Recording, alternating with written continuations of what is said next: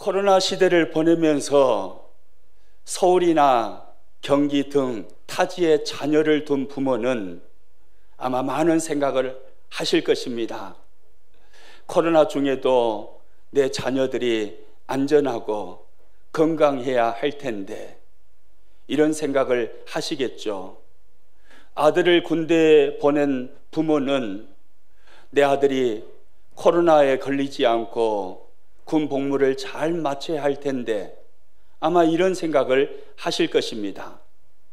어제도 우리 교회 한 권사님의 딸이 결혼했습니다마는 자녀를 출가시킨 부모는 내 자녀가 행복하게 잘 살아야 할 텐데 이런 생각을 할 것입니다. 수능이 가까이 다가오고 있습니다.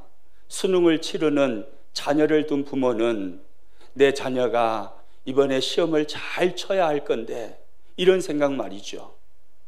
결혼 적령기가 지났음에도 불구하고 아직 결혼하지 못한 자녀를 둔 부모는 금년이 지나가기 전에 내 아들이 내 딸이 꼭 시집가고 장가가야 할 텐데 아마 이런 많은 생각을 자녀를 향하여 부모는 가지고 있을 것입니다.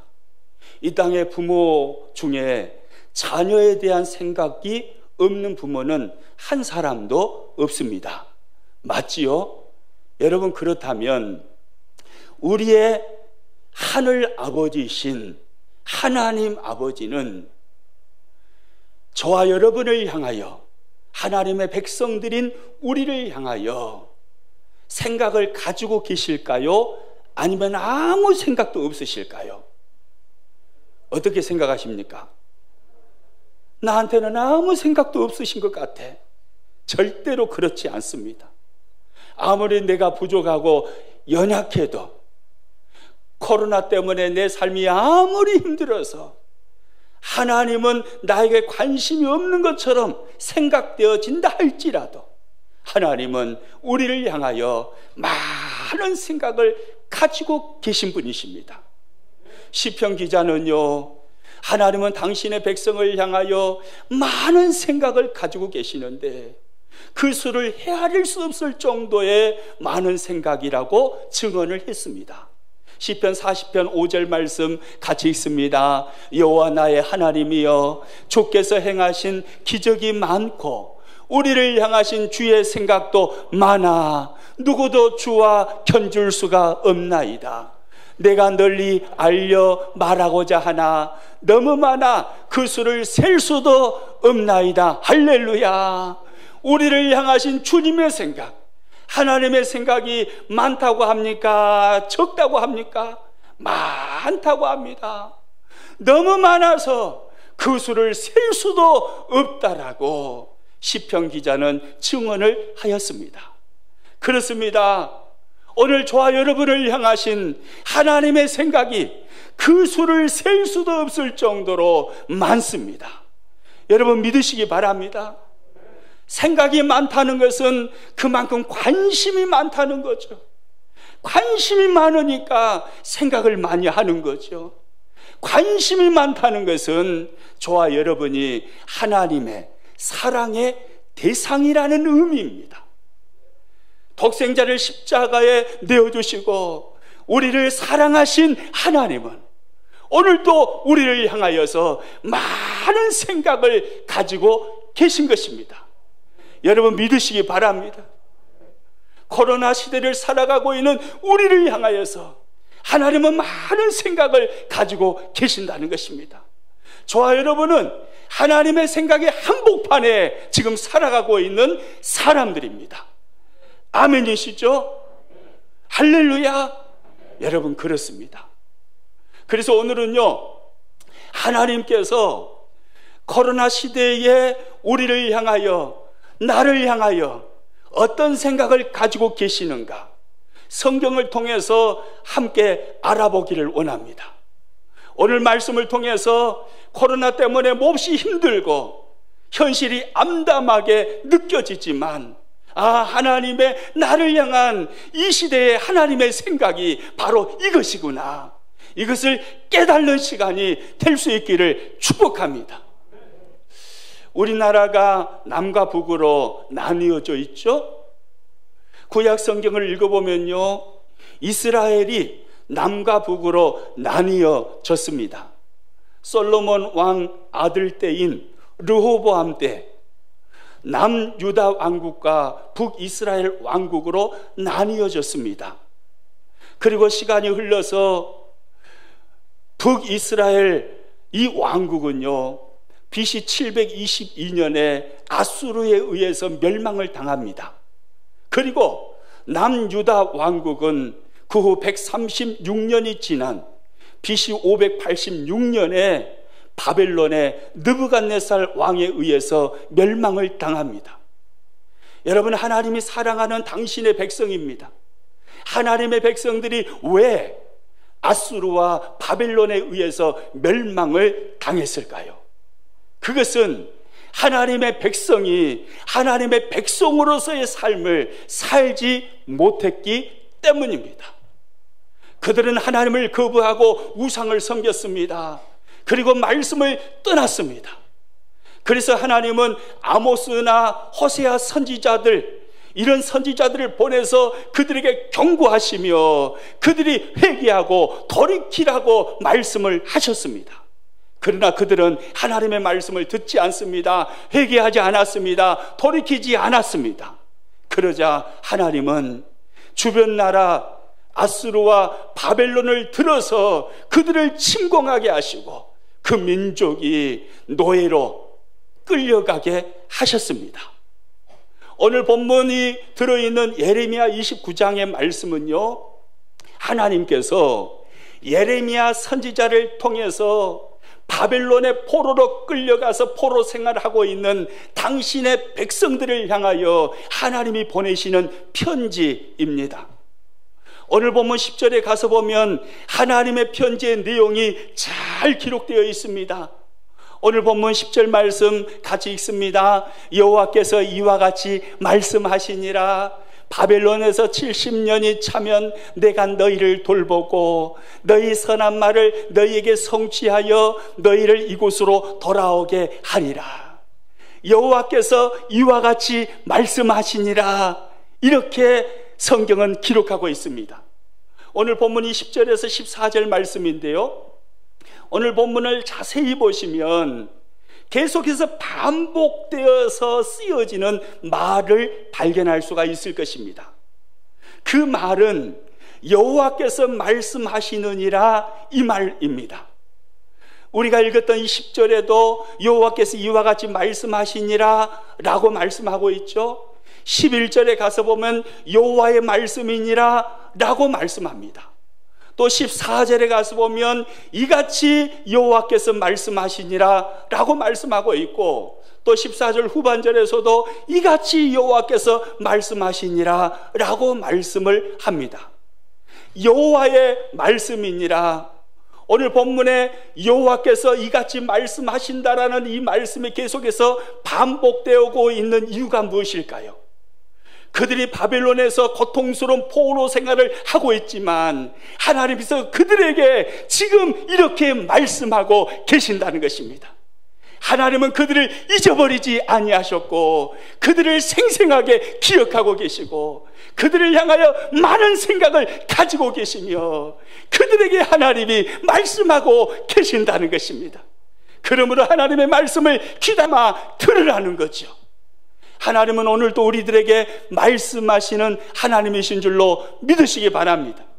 기록된 하나님의 말씀을 통해서 오늘도 우리들에게 말씀하시는 것입니다. 코로나 시대를 살아가고 있는 우리들을 향하여서 오늘도 하나님은 예레미야 29장 10절에서 14절 말씀을 통해서 우리들에게 말씀하시는 것입니다. 하나님의 음성을 귀담아 들을 수 있기를 축복합니다. 그러면 하나님의 말씀의 내용이 무엇이었을까요? 무슨 말씀을 하나님이 하십니까? 10절 말씀 다시 한번 읽습니다. 10절입니다. 같이 읽겠습니다. 여호와께서 이와 같이 말씀하시니라. 바벨론에서 70년이 차면 내가 너희를 돌보고 나의 선한 말을 너희에게 성취하여 너희를 이곳으로 돌아오게 하리라. 하나님께서 바벨론에서 고통스러운 포로 생활을 하는 이스라엘 백성들에게 하시는 말씀이 뭡니까? 내가 이 말을 하니 너희는 반드시 듣고 하나님의 말씀을 가슴에 담으라고 하시는, 하나님이 명확하게 하시는 그 말씀의 내용이 무엇입니까? 70년이 차면 내가 너희를 돌보고 이곳으로 돌아오게 하리라. 하나님은 그들에게 회복을 말씀하셨습니다. 오늘 보면 14절에 가서 보면요, 똑같은 하나님의 말씀이 나옵니다. 14절 말씀 같이 읽습니다. 너희를 포로된 중에서 다시 돌아오게 하되 내가 쫓아 보내었던 나라들과 모든 곳에서 모아 사로잡혀 떠났던 그곳으로 돌아오게 하리라. 이것이 여호와의 말씀이니라. 그들을 향하신 하나님의 말씀은 회복이었습니다. 내가 반드시 너희를 70년이 차면 너희를 반드시 회복시켜서 돌아오게 하겠다는 것입니다. 하나님은 회복을 말씀하셨습니다. 여러분, 이것이 바벨론에서 고통받고 있는 하나님의 백성들을 향하신 하나님의 진정한 마음이었습니다. 그들의 회복이었습니다. 내가 70년 동안 바벨론에서 너희가 잃어버린 거룩과 경건함과 하나님을 경외하는 경외심을 회복시켜 주심으로 다시 너희에게 부흥을 주시겠다는 것입니다. 다시 돌아와서 너희가 부흥을 누리게 하시겠다는 것입니다. 이것이 하나님의 진짜 마음이었습니다. 여러분, 오늘 이 시대를 살아가고 있는 우리를 향한 하나님의 마음이 무엇일까요? 코로나 시대를 보내면서 교회의 민낯이 세상 앞에 적나라하게 드러났습니다. 그래서 세상은 이전보다 더 많이 교회를 조롱합니다.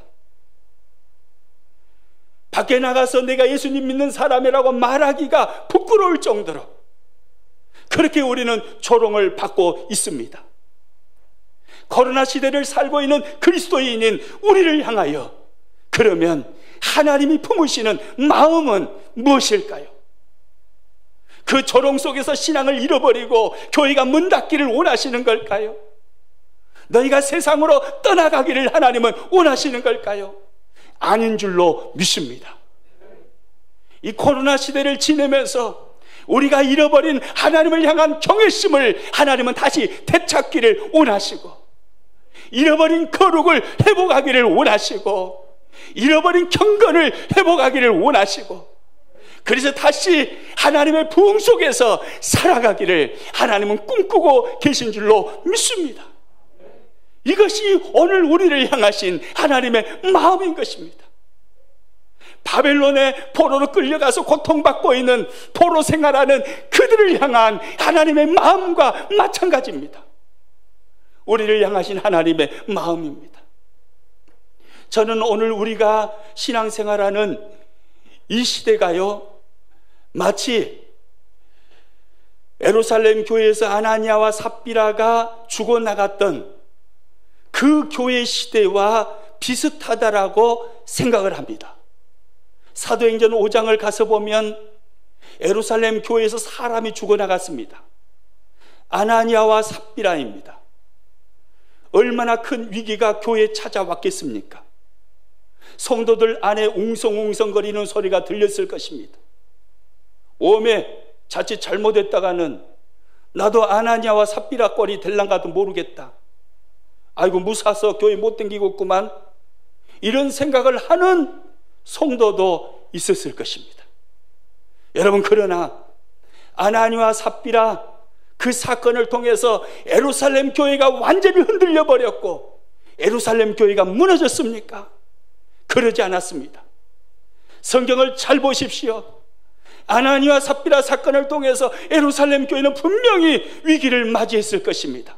그러나 하나님은 그 위기의 사건을 통해서 예루살렘 교회가 거룩을 회복하게 하시고 경건을 회복하게 만들어 주셨습니다. 사도행전 5장 11절 말씀입니다. 온 교회와 이 일을 듣는 사람들이 다 크게 두려워하니라. 하나님을 두려워하는 마음이 다시 일어난 것입니다. 그래서 잃어버린 하나님을 향한 경외심이 성도들 가슴에 밀려왔습니다.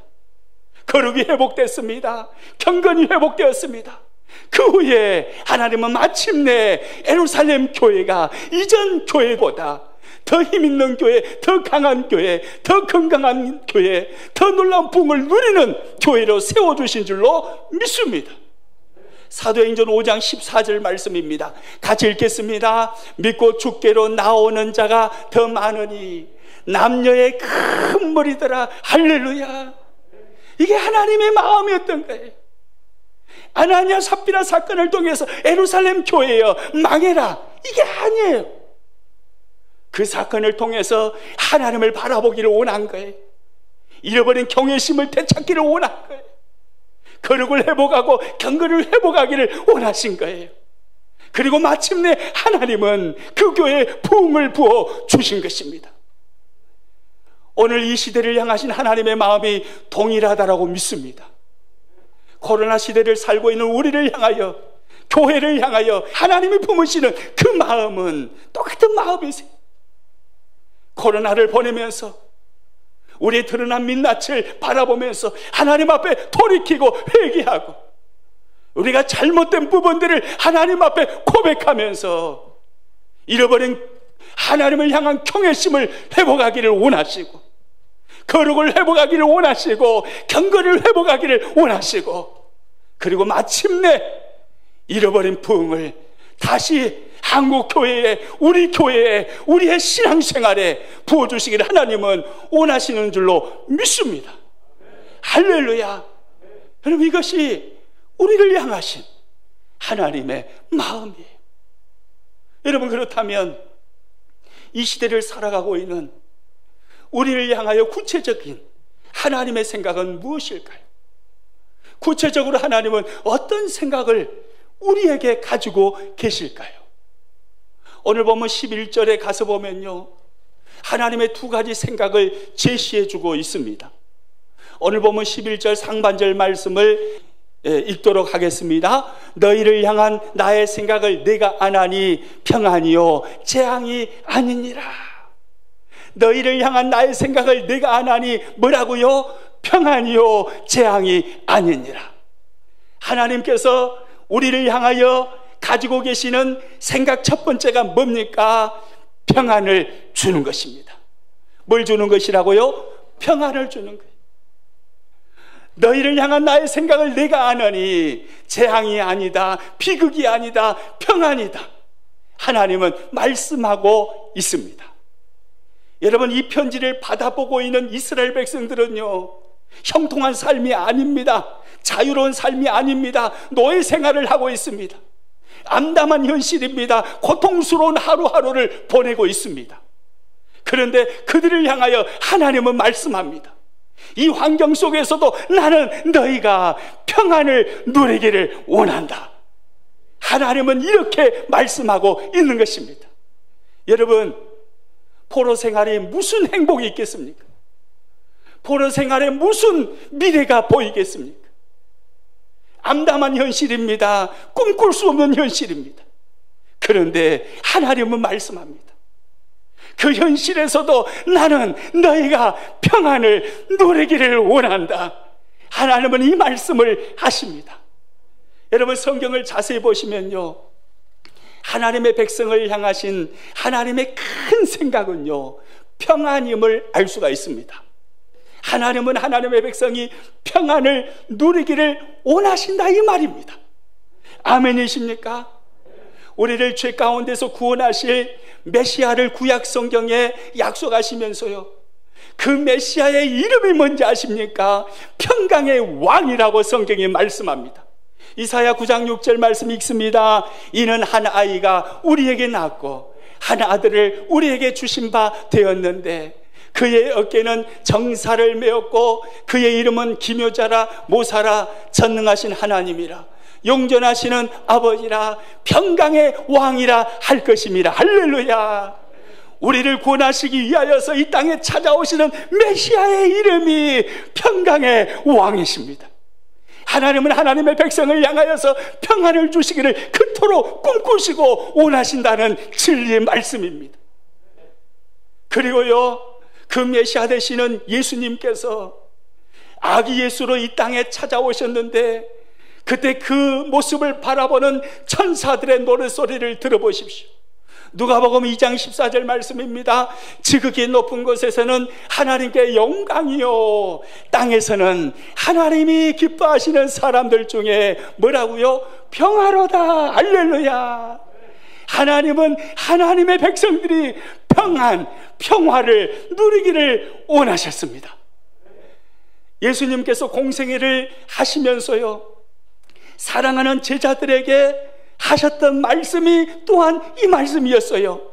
요한복음 16장 33절입니다. 이것을 너희에게 이르는 것은 너희로 내 안에서 평안을 누리게 하려 함이라. 세상에서는 너희가 환난을 당하나 담대하라. 내가 세상을 이겼노라. 너희로 내 안에서 무엇을 누리게 하려 함이라고요? 평안을. 예수님은 사랑하는 제자들에게 평안을 말씀하셨습니다.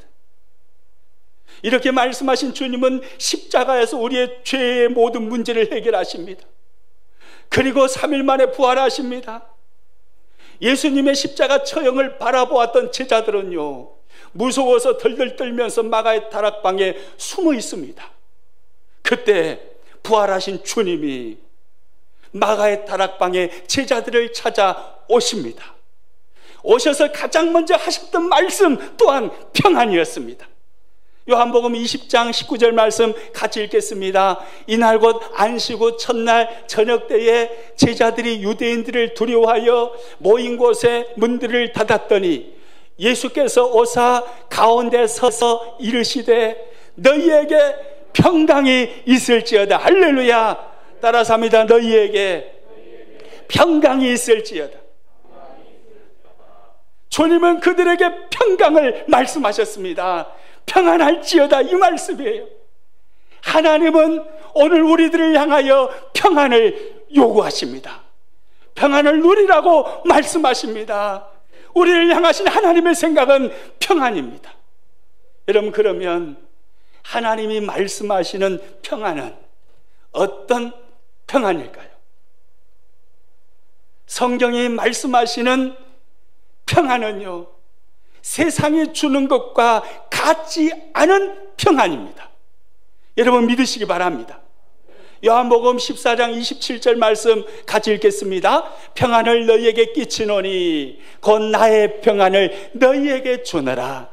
내가 너희에게 주는 것은 세상이 주는 것과 같지 아니하니라. 너희는 마음에 근심하지도 말고 두려워하지도 말라. 주님이 우리들에게 평안을 주시는데, 주님이 주시는 평안은 세상이 주는 평안과 같다고요? 같지 않다고요? 같지 않다라고 그럽니다. 세상은요, 형통하면 평안하다고 그럽니다. 세상은 모든 것이 잘 풀리면 평안하다고 그럽니다. 세상은 호주머니가 두둑하면 평안하다고 그럽니다. 세상은 건강하면 평안하다고 그럽니다. 세상은 장사가 잘 되고 농사가 잘 되면 평안하다고 그럽니다. 그런데요, 그리스도인들이 누리는 평안은 세상 사람들이 누리는 평안과 차원이 다른 것입니다. 세상이 주는 것과 같지 않은 평안입니다. 십자가를 통해서 우리를 구속하시고 날마다 그 지복의 나라 천국을 바라보면서 어둠 속에서도 기뻐할 수 있는 평안인 것입니다. 안 되는 상황 속에서도 출구할 수 있는 평안인 것입니다. 가난 속에서도 행복이 할 수 있는 평안인 것입니다. 예수 그리스도를 통해서 누리는 이 평안, 이 평안을 하나님은 오늘 이 시대에 우리들이 누리기를 원하시는 것입니다. 바벨론에서 포로 생활하는데 뭐가 평안하겠습니까? 평안할 수 있는 삶의 조건이 뭐가 있겠습니까? 그들은 평안할 수 있는 세상적인 조건은 아무것도 없습니다. 그런데 하나님이 원하시는 것은 그 세상의 차원을 뛰어넘는 평안, 가난해도 행복을 누리고 없어도 기뻐하고 안 풀려도 즐거워하고, 할렐루야. 이 평안, 예수님을 통해서 누리는 그 영원한 하나님의 나라, 그 지복의 천국을 바라보면서 오늘을 견디고 참고 그 천국의 소망 때문에 오늘을 기뻐할 수 있는 그 평안, 그 평안을 하나님은 오늘 우리들에게 요구하시는 것입니다. 할렐루야. 여러분, 이 평안이 우리 안에 차고 넘치시기를 축복합니다. 할렐루야. 우리 옆 사람 보면서 서로 이렇게 고백합니다. 나는 뭐가 잘 안 돼도 너무 좋읍디다.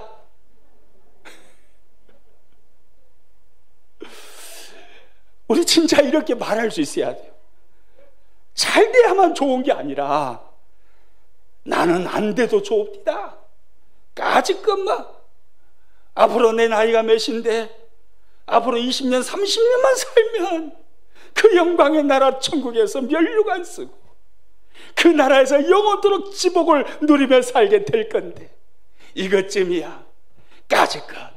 그 나라 바라보면 코로나19 아무것도 아닙니다. 코로나19 때문에 장사가 안 돼도 나는 재미있습니다. 나는 행복합니다. 나는 신바람 납니다. 이렇게 말할 수 있는 사람, 이 평안을 하나님은 누리기를 원하시는 거예요. 할렐루야. 저와 여러분을 향하신 하나님의 첫 번째 생각은 평안입니다. 그리고 하나님의 두 번째 생각은요, 미래와 희망을 주는 것입니다. 뭘 주는 것이라고요? 미래와 희망을 주는 거예요. 우리에게 미래와 희망을 주는 것입니다. 희망을 꿈꾸라는 것입니다. 미래를 꿈꾸라는 것입니다. 오늘 보면 11절 같이 읽겠습니다. 너희를 향한 나의 생각을 내가 아나니 평안이요 재앙이 아니니라. 너희에게 미래와 희망을 주는 것이니라. 할렐루야. 너희에게 무엇을 주는 것이라고요? 미래와 희망을 주는 것이니라. 지금 이 땅에서 우리가 누리는 축복은 평안입니다. 희망은 지금은 가지고 있지 않지만 장차 우리들이 누릴 축복이 바로 희망입니다. 희망은 미래와 관련이 있습니다. 지금은 보이지 않습니다. 지금은 암담합니다. 현실은 어둡습니다. 그러나 하나님의 약속의 말씀을 붙들고 미래를 꿈꾸는 것입니다. 이것이 희망의 신앙입니다. 희망을 바라보기를 원하시는 것입니다. 여러분, 이 편지를 받아보는 바벨론 안에 있는 포로 생활하는 이스라엘 사람들, 그들이 이 편지를 받아보고 있잖아요. 그들에게 무슨 희망이 있겠습니까? 무슨 소망이 있겠습니까? 해방될 어떤 것도 보이지 않습니다. 그들을 억압하고 있는 바벨론이라는 이 나라는요, 세계에서 가장 강한 강대국입니다. 그 나라가 무너질 것 같지 않습니다. 희망이 보이지 않습니다. 그런데 하나님은 말씀합니다. 내가 너희를 향하여 가지고 있는 생각은 미래와 희망이다. 나의 백성들아, 미래를 꿈꾸고 희망을 꿈꿔야 된다. 희망을 말씀하고 있습니다. 여러분, 그렇습니다. 오늘 코로나 시대를 살고 있는 우리를 향하여 하나님이 가지시는 생각은 미래와 희망입니다. 희망을 품기를 원하시는 것입니다. 꿈꾸기를 원하시는 것입니다. 아무리 현실이 암담해도 주 안에 있는 나의 미래는 박달하고 말할 수 있어야 되는 것입니다. 희망을 꿈꾸기를 원하시는, 이것이 하나님의 우리를 향한 생각입니다. 여러분, 하나님의 사람은요, 꿈이 있는 사람입니다. 하나님의 사람은 희망을 말하는 사람입니다. 여러분, 코로나 시대를 살고 있기 때문에 내 안에서 자꾸 아이고, 이것도 안 되고 저것도 안 되네, 내 인생은 망하겠다, 나 이러다가 가게 문 닫는 거 아닌가, 우리 집안 거들나는 거 아닌가, 내 인생 끝나는 것 아닌가, 아이고 끝나겠다, 자꾸 이런 생각이 들면 이것은 하나님이 주시는 생각일까요? 마서방이 주는 생각일까요? 네? 그 못된 마서방이 주는 생각이에요. 이 마귀가 우리들에게 자꾸 너는 안 돼, 너는 끝났어, 자포자기하게 만들고 절망하게 만들고 낙심하고 좌절하게 만드는 것입니다. 아닙니다. 하나님은 이 시대에서도 우리에게 말씀합니다. 너희를 향한 나의 생각은 미래와 희망이라고요. 하나님의 사람들은 암담한 현실 속에서도 미래를 꿈꾸는 것입니다. 희망을 말하는 것입니다. 여러분, 갈렙이라는 사람을 보십시오. 나이가 85세입니다. 무슨 희망이 있겠습니까? 인생 다 끝난 것 같지 않습니까? 그러나 갈렙의 가슴에는 하나님이 약속하신 이 산지라는 꿈이 있었습니다. 그래서 그는 외치지 않습니까? 이 산지를 오늘 내게 주소서. 갈렙은 그렇게 외치면서 오늘이라는 암담한 현실을 도전하며 살아가는 것입니다. 여러분, 사도 바울 봐보십시오. 그는 복음을 전하다가요, 굶주립니다. 잠을 자지 못합니다. 매를 맞습니다. 감옥에 갇힙니다. 수많은 어려움과 핍박 속에서 살았습니다. 그렇다고 해서 사도 바울이 자신의 인생을 포기합니까? 절망의 말을 합니까? 낙심의 언어를 씁니까? 아닙니다. 사도 바울은 그럼에도 불구하고 꿈을 꿉니다. 장차 나를 위하여 예비되신 의의 면류관이 있으니 할렐루야. 그 의의 면류관을 바라보는 것입니다. 그 의의 면류관을 꿈꾸는 것입니다. 지복의 그 나라에서 하나님께서 나에게 씌워주실 그 면류관을 꿈꾸면서 그의 인생을 끝까지 달려가는 것입니다. 여러분, 이 사람이요, 하나님의 사람이에요. 꿈꾸는 사람입니다. 희망을 노래하는 사람입니다. 현실의 암담함 앞에 주저앉지 않고 희망을 말하는 사람.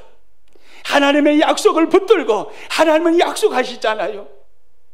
바벨론의 포로로 끌려왔지만 70년이 차면 반드시 너희를 돌아오게 하리라. 회복을 말씀하십니다. 그 회복의 말씀, 그 약속의 말씀을 붙들고 희망을 노래하고 꿈을 꾸는 것입니다. 여러분, 일제강점기 때요, 민족 저항 시인으로 활동했던 윤동주 시인이 있습니다. 잘 아실 것입니다.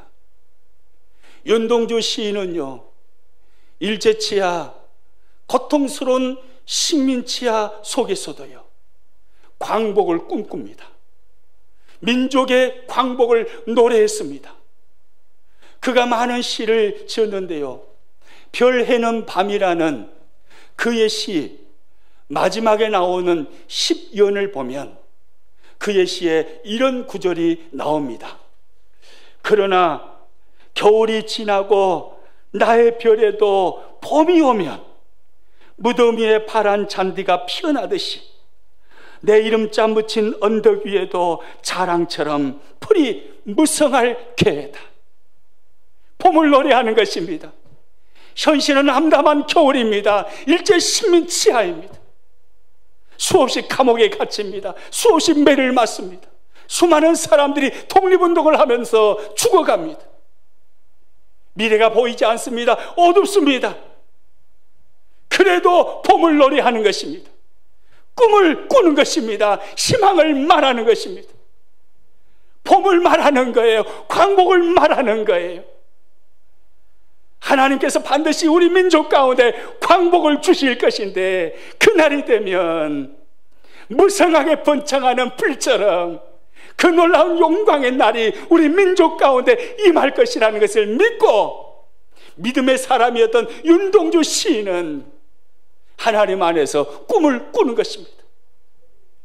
일제 식민 치하에서요, 민족의 미래를 노래하고 희망을 꿈꿨던 그 많은 사람들 때문에 우리는 오늘 그들의 꿈의 현장에서 하나님이 회복시켜 주시고 하나님께서 복을 주시는 놀라운 이 축복의 현장에서 우리가 지금 살고 있는 것입니다. 역사는요, 꿈꾸는 자에 의해서 움직여지는 거예요. 희망을 말하는 자에 의해서 움직여지는 거예요. 아무리 현실이 어두워도 암담해도 죽겠다고 말하는 게 아닌 것입니다. 희망을 말하는 것입니다. 왜요? 하나님의 생각이 바로 미래와 희망이기 때문에 그렇습니다. 여러분, 사람은요, 어떤 생각을 가지고 사느냐가요, 자신의 인생의 미래를 결정해버려요. 아무리 힘들고 어려워도요, 희망을 말하고 꿈을 말하는 사람은요, 세월이 흐른 후에 그 희망과 그 꿈의 현장에 자신이 있게 됩니다. 그러나요, 자꾸 안 된다고 하고 좌절하고 낙심하고 인생을 포기하는 그런 언어를 쓰는 사람은요, 그렇게 생각하는 사람은요, 먼 훗날 자신이 생각했던 그 현장에 자신이 있게 되는 것입니다. 생각하는 대로 되는 거예요. 지금은 고인이 되었습니다마는 현대그룹을 일으켰던 정주영 회장을 여러분 잘 아실 것입니다. 정주영 회장은요, 청년 시절에 인천 하역부두에서 짐꾼으로 일을 했습니다. 찢어지게 가난한 청년이었습니다. 그래서 짐꾼의 일을 하면서 하루하루 연명해 가는 것입니다. 살 집이 없어서 창고에서, 인천 하역부두 창고에서 잠을 잡니다. 아침 일찍 일어나서 저녁 잠잘 때까지 하루 종일 짐을 나르는 일을 하였습니다. 그런데요, 그 창고에서 잠을 자는데 빈대가 계속 무는 거예요. 간지러워서 괴로워서 잠을 못 자겠어요. 빈대가 얼마나 괴롭히는지요. 그런데 어느 날 이 정주영 청년은요, 빈대가 물을 싫어한다라는 정보를 얻습니다. 빈대는 물을 싫어한다더라. 물이 있으면 절대로 못 건넌다더라. 그 말을 듣고요, 이제 대야 4개를 가져다가 그 대야 4개에다가 물을 채웁니다. 그리고 자기가 잠자는 침상을 그 4개의 대야 위에다 올려놓습니다. 4개의 다리가 물속에 지금 잠겨 있는 거예요. 그러면 빈대가 올라오겠어요? 못 올라오겠어요? 빈대가 못 올라오는 거예요. 진짜로 빈대가 안 올라와요? 그래서 한 3일은 아주 편하게 잘 잤답니다. 그런데요, 4일째가 됐는데 그 빈대가 어떻게 올라왔는지 그 빈대가 또 자기를 뜯어먹더래요. 얼마나 간지럽든지. 그래서 생각을 하는 겁니다. 물을 싫어하는 빈대가 어떻게 이 침상에 올라와서 나를 물까? 어느 날요, 눈을 뜨고 이렇게 저녁에 천장을 쳐다보고 있는데요, 희한한 장면을 보았습니다. 그 빈대가 물을 헤엄쳐서 다리를 타고 올라와서 자기를 물어 뜯는 걸로 생각을 했는데 그게 아니었던 거예요. 물을 못 건너니까 이 빈대가요, 방바닥을 통해서 벽을 타가지고 올라가더래요. 그래가지고 천장으로 쭉 오더니만 위에서 낙하를 해불더래요. 자기 위에서 낙하해가지고 그 빈대가 위에서 떨어져서 그 빈대가 자기를 뜯어먹더래요. 그것을 보는 순간에 찢어지게 가난했던 정주영이라는 이 청년 뇌리 속에 한 가지 생각이 못이 박히듯이 박혀버립니다. 불가능은 없겠구나. 이 길이 막히면 반드시 다른 길이 있겠구나. 항상 어떤 길이든 반드시 나게 돼 있다. 이 생각이 번뜩 그의 뇌리 속에 파고들었습니다. 그리고요, 또요, 그 창고에서 지내는데 쥐구멍이 하나 보이더래요. 쥐구멍이 보여요. 그 쥐구멍을 이렇게 가서 살펴보니까 쥐구멍 안에 먹을거리들이 많이 있더래요. 근데 희한한 것은 그 먹을거리들 중에 동그란 계란이 그 안에 들어있더래요. 생각을 했어요. 어떻게 쥐들이 이 동그란 계란을 쥐구멍으로 옮겼을까? 어떻게 이 계란을 이동을 했을까?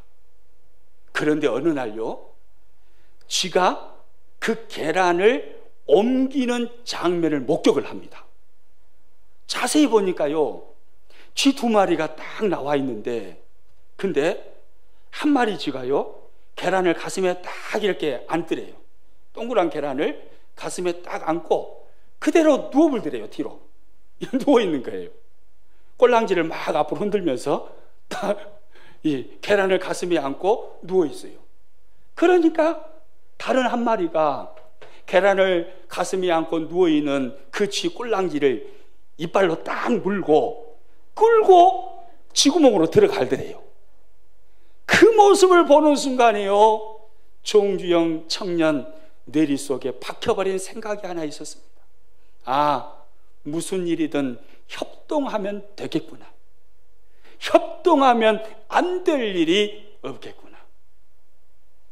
이 생각을 가지고 정주영이라는 사람이 성장을 하고, 그리고 회사를 차려서 굴지의 대그룹을 만들었습니다. 찢어지게 가난했던 청년이 현대그룹을 일으키고, 그는 그의 회고록에 이렇게 썼다고 합니다. 오늘의 현대그룹이 있게 된 것은 두 가지 생각 때문입니다. 하나는 빈대에서 배웠던 항상 다른 길이 있겠구나 라는 생각이고, 또 하나의 생각은 쥐에게서 배웠던 협동하면 안 될 일이 없겠구나, 이 생각이었습니다. 여러분 보십시오. 하나님을 믿지 않는 사람도요, 이 생각을 가져버리니까, 그 생각이 자신을 지배해버리니까요, 찢어지게 가난했던 그의 암담한 청년 시절을 딛고 일어서서 굴지의 대그룹을 만들어 버리는 것입니다. 하물며 하나님의 사람이 현실이 암담할지라도 가슴에 하나님의 약속의 말씀을 붙들고, 하나님의 말씀을 가슴에 심고 그 말씀을 인하여서 희망을 품고 희망을 노래하고 꿈을 꾼다면, 하나님이 어찌 그를 통해서 역사를 움직이지 않으시겠습니까? 저와 여러분, 희망을 노래할 수 있기를 축복합니다. 코로나 때문에 못 살겠는데 말하지 마십시오. 코로나 때문에 내 인생을 하나님께서 더 복되게 세우실 것이라고 말하시기를 축복합니다. 코로나로 인해서 하나님은 내 인생을 더 축복하셔서 부흥의 현장에 올려놓을 것이라고 말할 수 있기를 축복합니다. 여러분, 말씀을 마치겠습니다.